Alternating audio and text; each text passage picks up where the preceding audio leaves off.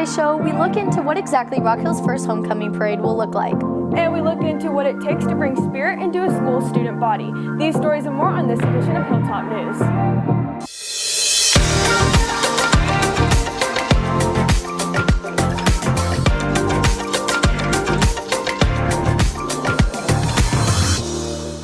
What's up, Blue Hawks, and welcome back to Hilltop News. From Studio 1060, I'm Bronwyn Liber. And I'm Kyla Lewis. I hope you all are having an amazing HoCo week so far and are as excited for the rest of the week as I am. I know I definitely am, but I especially can't wait for the events going on tonight.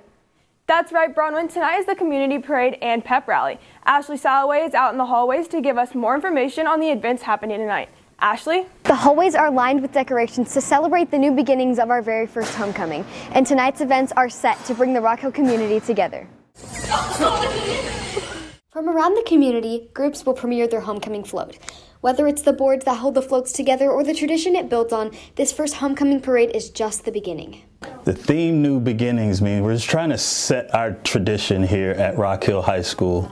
Many of our students came from Prosper High School and they had the opportunity to see parades go through the city and around the school.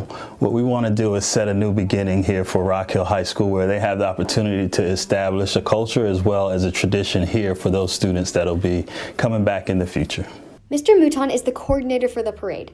These floats are an opportunity for the school and organizations in the community to highlight their members and show off their spirit. So what theater's doing is, basically what we're doing is, so we're decorating a trailer and we're putting a bunch of Matilda letters on it because our show Matilda is coming up. And basically we'll be playing like Matilda songs, we'll be singing along, and we'll be marching like as a cast, and it's kind of be like a Matilda float kind of, just to show our homecoming spirit with the school. Seniors like Ella Dellenbach grew up attending the parade through the streets of Prosper and is thankful that even though Rock Hill is located in Frisco, so we couldn't expand to the streets, the tradition she grew up with will still be one she can call her own. And I really like that we can still be with Prosper, like as a community, because we're all pretty much in the same bubble still, but we can still have our own individual aspects of like the parades and stuff, and it still brings the community together. The parade will be after school today at 6 o'clock. Be sure to come and park early as spots will fill up quickly. And remember, we are Prosper, we are one, but this is our homecoming. Thank you, Ashley. I can't wait for tonight's parade, and I'm so happy to be riding with Homecoming Court while representing girls basketball. Same, Bronwyn. I'm super excited to be representing track later tonight. This weekend, Rock Hill Media participated in the Texas Association of Journalism Educators Fall Fiesta. With competitions and workshop sessions, we were able to learn and bring home some awards.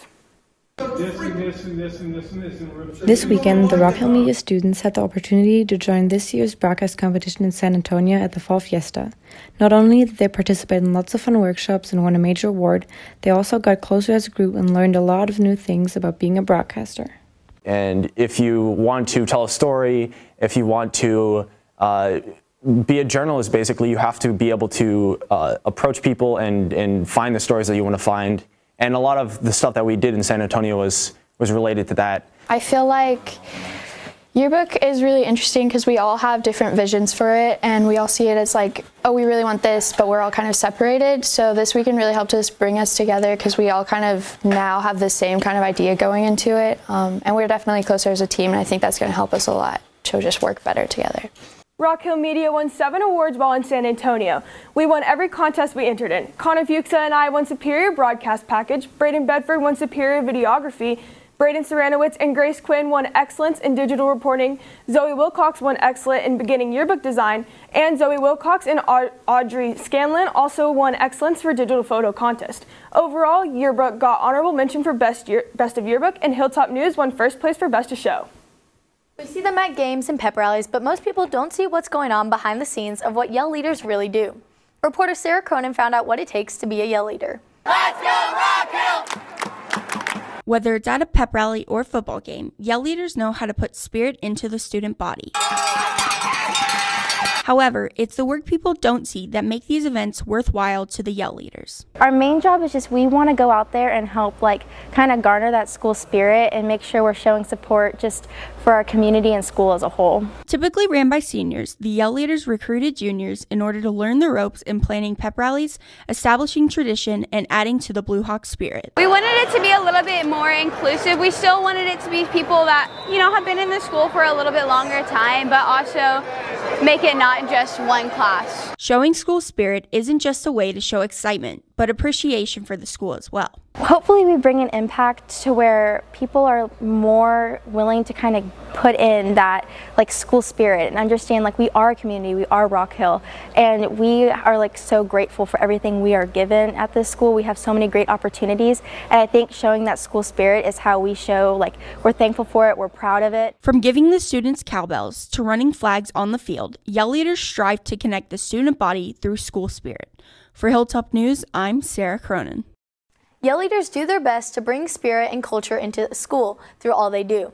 Yell Leaders auditions aren't until the spring, but contact Ms. Slade with any questions you may have. With homecoming this week, football has a big game this Friday against Lake Dallas. Connor Fuxa is in studio to talk about that game and all things Rock Hill sports. Connor? Thanks, Kyla. Football was in action last Thursday against Frisco Memorial. Rock Hill won 31-20, and with that win, they passed Memorial in the district rankings, putting them in 5th with a 2-3 record in district. Rock Hill has 3 games remaining, facing off against Lebanon Trail, Frisco High, who is ranked 3rd in the state for Division 5A2, 1 spot behind Lovejoy, and Lake Dallas. They play this Friday at home for our homecoming game. Volleyball was in action last night against Denison. In dominant fashion, volleyball swept Denison 3-0, moving their record up to 20-19 on the season. After last night's win against Denison, Aiden Richmond looks back on their hard-fought season. In a gym filled with fans and families, the Blue Hawk volleyball team knew this was a must-win game. I was a little nervous, but I was also excited because I knew Wiley East was going to bring their A game and that we needed to also. I think it made them play better. Having that many people in the stands cheering for them, knowing the importance of it, and knowing that it's their senior night and they want to celebrate and have a good night. The importance could be felt throughout all 5 sets, coming down to a tiebreaker match point with the Blue Hawks taking the home loss 15-17. Let's go Rock Hill! I think there was just a little more anxiousness and energy in it. I think it also helped that we had so many fans there to support. So just having that many people there to support was, it always makes it a little more nerve-wracking for all players. The volleyball coaches told us that building a program, not just a single season, is going to have up and downs, but they are proud of the resiliency and growth they have shown. For Hilltop News, I'm Aiden Richmond. Volleyball has 2 games left on the season, and they are a half game back in district for 4th. Those final 2 matches are against Princeton and Lovejoy. They face off against Princeton this Friday at home. Well, that's all for today's show. For Hilltop News, I'm Connor Fuxa. I'm Bronwyn Liber. And I'm Kyla Lewis. Keep rocking, Blue Hawks.